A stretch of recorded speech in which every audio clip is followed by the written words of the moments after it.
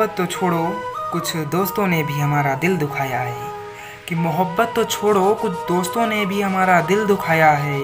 कितना भरोसा करते थे हम उन पे, उन्होंने हमारे भरोसे का भरपूर फ़ायदा उठाया है।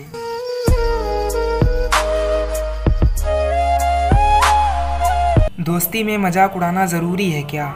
ये मिले वो मिले सबके सामने हमें नीचा दिखाना ज़रूरी है क्या? कि दोस्ती में मजाक उड़ाना ज़रूरी है क्या?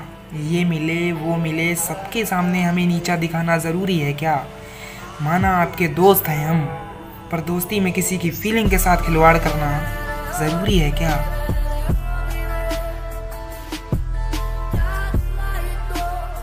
दोस्तों ने हमारा क्या मजाक उड़ाया है।